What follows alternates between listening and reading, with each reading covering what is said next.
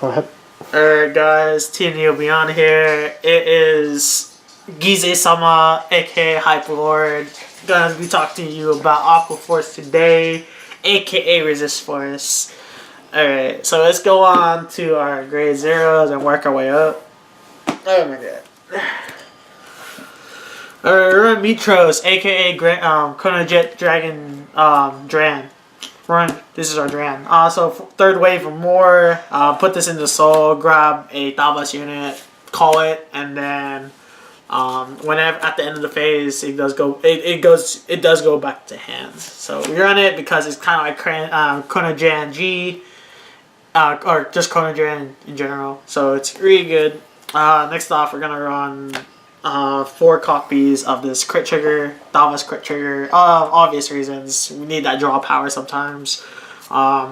Crit trigger, so crit trigger. Running 4 copies of Supersonic Sailor, because I can, because again it's a crit trigger, and also it does Cannon Blast, so that's really good.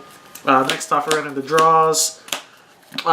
This card's your best friend. It makes your title assaults and other basically makes all your grade 2s like a threat, basically. So this card's really good.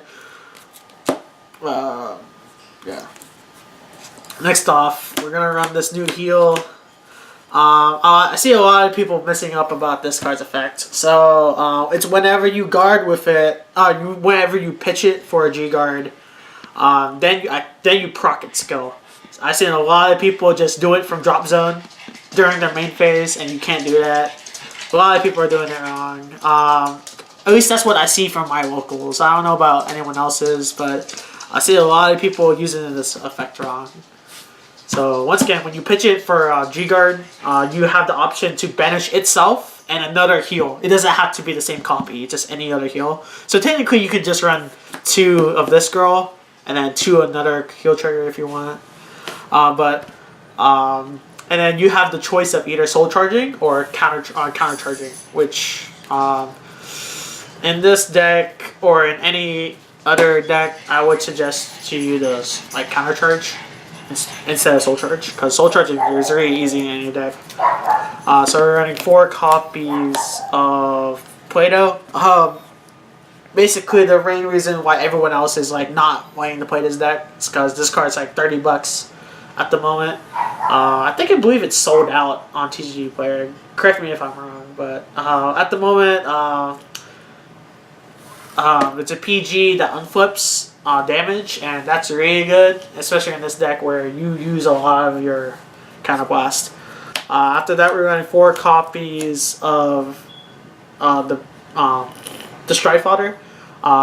So again, Strife Fodder for obvious reasons. Also, if you have to correct your Thavas grade 3 for whatever reason, you can just grab either the resist one or you can grab the old one.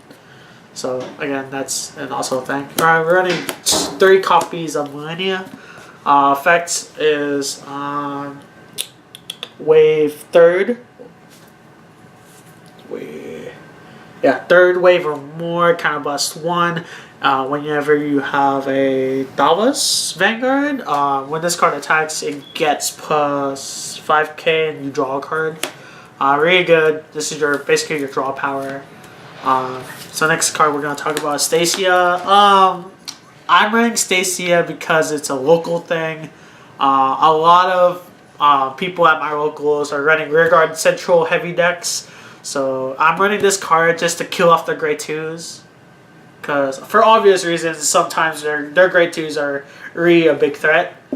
Especially against the mirror match. Also, the mirror match, you have to get rid of your opponent's title assault and whatever. And I'm running 2 copies of Dinos. Dinos' ability is whenever a boost, if you have a title, if you have a Thavas Vanguard, first or 4th wave, or first or 4th wave. Whenever this card is boosting Soul Blast 1, and you get a retire card, basically.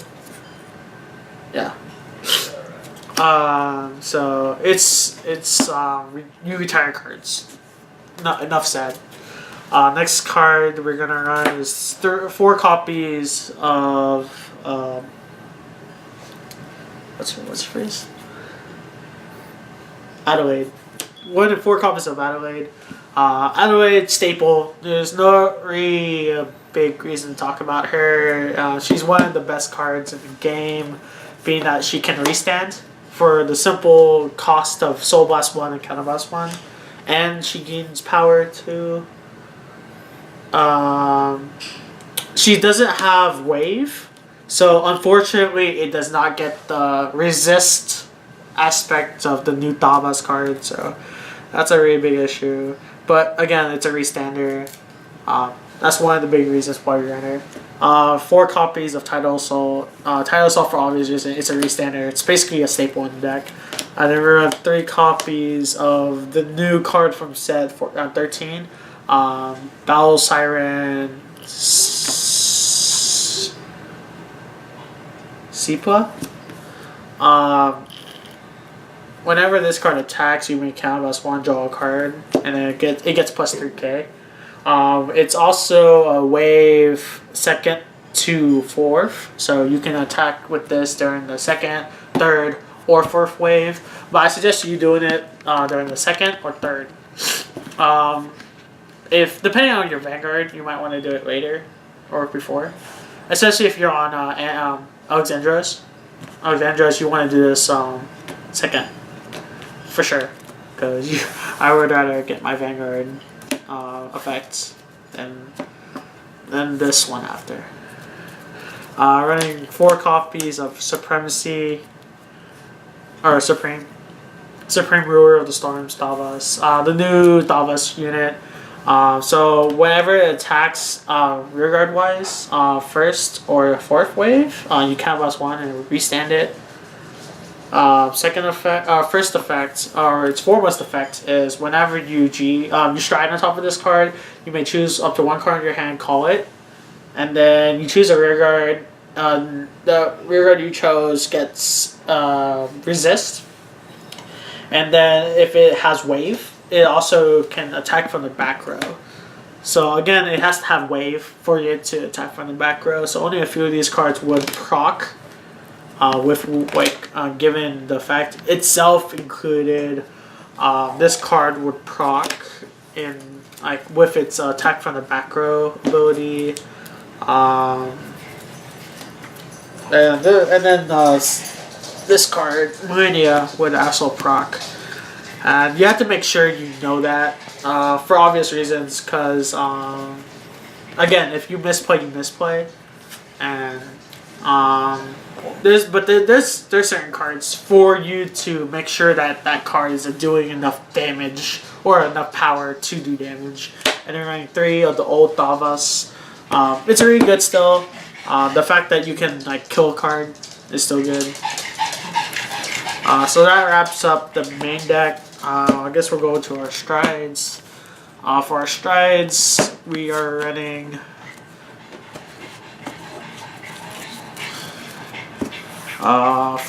2 copies of Commander. So Commander, if you don't know its effect yet, you flip up a copy of itself, give a rearguard plus 5k and the ability to attack from the back row, which again doesn't really mean much anymore because we have the new Grade 3 Thavas, which does that for us anyway. But the fact of the matter is that you do give a card plus 5k, and that's really good, especially if you give it to Millennia or you give it to a Tidal Assault, whatever. Also, the fact of whenever it attacks during the 3rd wave, you get a pop-up card, which again tires it already speaks for itself. 2 copies of Olympus, just for the matches where it gets super long. This is basically one of your finishers. A lot of people are cutting this. I understand why, but at the same time, once again, once you get your tempo going, and since this deck does draw a lot, you never run out of resources. So the fact of you will always have an ideal field, at least at least during the late game, which this card gets super buffed late game. So again, I ran a couple of them. One copy of Foot Hazard. A lot of people don't know about this, or at least a lot of people at my locals don't.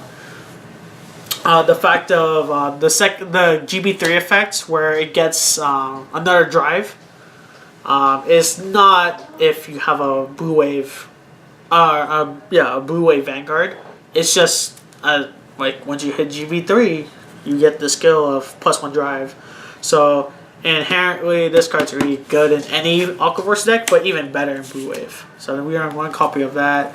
2 copies of Alexandros. Alexandros is a new card. You have to counterblast 1 after you do its attack.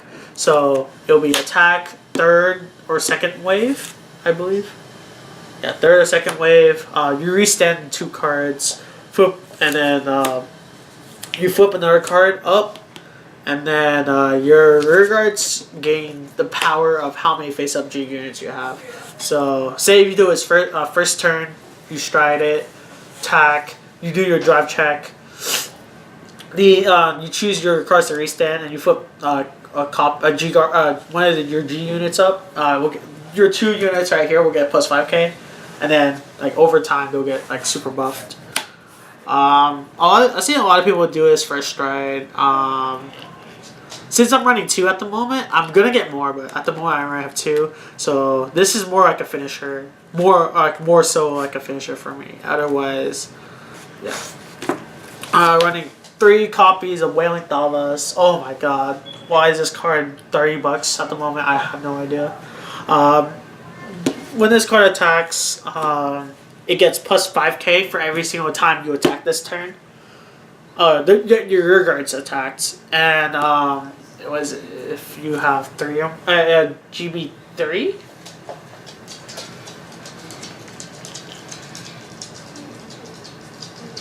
Okay. Wave 3rd time or more. Counterblast 1. Your opponent can't PG it, which is like scary, because Aquaforce attacks way too many times, and the fact of like this card can be like 55, and the fact that you're also Aquaforce and having that insane pressure last turn is really, really scary. So 1 copy of Seabreeze, just in case you miss, and this is a GB deck, so you're gonna have to run 1. 2 copies of the new G Guard. So Soul Blast 1, turn this face down. 2 free. Especially when I see like when you can do your Alexandros, flip this up, and then Soul Blast 1, flip it face down, undo 1 damage. So basically you pay your you know your cost, quote unquote, for Alexandros, which is like freaking funny. A lot of people do that. It's really easy to do. 2 copies of Ice Barrier, because not for the mirror, but more so for like any anti-matchup, like going against decks that usually do attack for a 3rd time. Yeah, which is fun. And then 1 copy of her, because she's okay. Gives everything resist. Alright, so I guess we're done with titles, with Aquaforce. This is just the first build. Obviously, I'm gonna update this build later, but at the moment, this is as much as I want to do with the deck. For future, I would run Bow Edge, and then run the Saber Flow engine. Because of Alexandros, and I might pump up Tidal Assaults, because I like the Tidal Assault. I like Tidal Assault. Not Tidal Assault, I like Alexandros, being that it allows you to basically play a different type of style than what Aquaforce was. So I guess that's it. Tune in, like, comment, subscribe for Side for Zero, and for Team Neo Beyond. Alright, peace.